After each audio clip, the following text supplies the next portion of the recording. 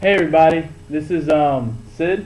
He plays tennis at Piper University with me, and we're interviewing him today because he is Hindu, and we are trying to learn more about Hinduism.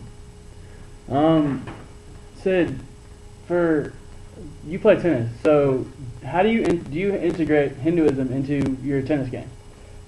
See, in Hinduism, we do a lot of meditation. In school, a lot of yoga. So they teach you to be calm and maintain your emotions and not to use abusive words. So that's why whenever I play, I don't abuse. When I lose a point, and I keep to try to keep my emotions in check. When I win a point, I don't shout, or when I lose a point, I don't jump around. So I think that's how I integrate Hinduism into tennis. I try to keep check of my emotions, and I don't abuse. I don't use abusive words. So I learn to respect what in Hinduism you respect your profession. So if you play tennis, you respect that. When you study, you respect your books, so you don't throw your books. Or when you're an engineer, you respect your equipment. So that's how I integrate. I learn to respect the game. I don't insult the game by abusing or hitting my ball out of the court when I lose a point. That is very true. He's never done that before. I've never seen him do that. Do you have off the tennis topic? Do you have any actual of the sacred books here at Piper University, or? No, I don't have it. Actually, the sacred book is called Bhagavad Gita. It's I have it in India, but the one good thing about the book is it's a long book, but it's a very simple book. Yeah. For example, if you take other books, like the Quran, some people say the Quran can be interpreted in 30 different ways. You can't do that with Bhagavad Gita. It's so simple to understand. So I think that's why Hinduism is a very peaceful religion, because people can't misinterpret it, and it's a very peaceful religion. So I think that. Nice. Well, since you're in America, and America is mainly a Christian nation, is it hard or different being Hindu in America than it would be in India? The thing is, see, in Hindu there are different castes, and I'm a Brahmin. So Brahmins, they teach you not to drink and not to smoke, and not to get into any of those negative habits. Mm-hmm. But here, many people do that. So when you see that, you feel a bit off the environment. But then you slowly get adapted to it. So I think that's one of the bad parts, of being outside the country. And another thing is celebrating of festivals. There are many festivals that they celebrate in India, but they don't celebrate it here. So I miss those festivals. So for example, there's one festival when we burst crackers. That's not allowed here. I can't do that. And so since I'm a minority, I miss those festivals. So when my parents, when they celebrate it, when they send me pictures, I feel I missed the festival. So and there are no temples nearby. In India, if I want to go to a temple, I can easily just walk 10 minutes and go to a temple. But here, I think that's like maybe 10, 15 in the entire country. So that's one negative. I can't keep in touch with my religion because I can't go to the temples, and the culture is different. Yeah. What you're talking about festivals? What festivals do you celebrate? There are many festivals actually, and some of the most common festivals are harvest festival. It's called Pongal.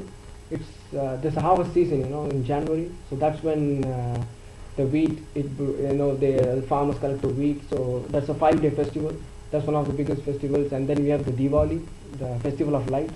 That's when recently when Obama went to India in September, I think, or November.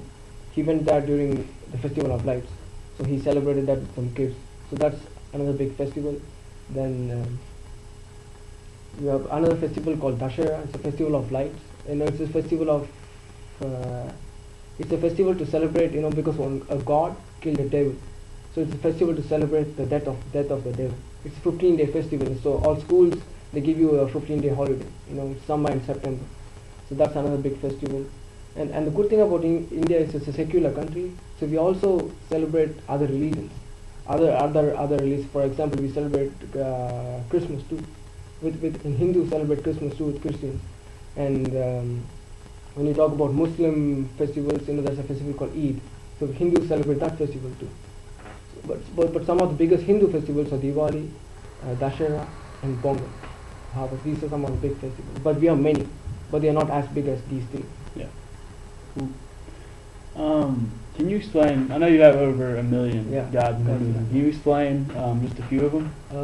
Lord Brahma. He has 3 faces. He's the creator. So we pray to him a lot because he created the world according to us. And then you have Lord Vishnu and Krishna. They are the preservers. They make sure, like I said, there are no ill things going on. There are no devils. They make sure everybody is happy and clean. And then we have Lord Shiva. He's the destroyer. When it's time to die, he's the person who decides who's going to die and who's going to get destroyed. And then another thing is you have gods for different sections. For example, you have God for education. It's Lakshmi for education, and then you have a god for money. It's called Saraswati. Then you have a god for wind. It's Vayu, and then you have a god for fire, Agni. So you have a god for different segments. These are some of the biggest gods. Cool. I'm about to die. About to die. Alright, so thank you, Sid. That was awesome. Good job. Thank you for informing all of us on Hinduism and all the things. I didn't know any of that, most of that stuff. I've known you for like 6 months. This is Sid. He gave us all the information that you probably can give us like hours, but that's all we can get right now. I hope you guys enjoyed the video.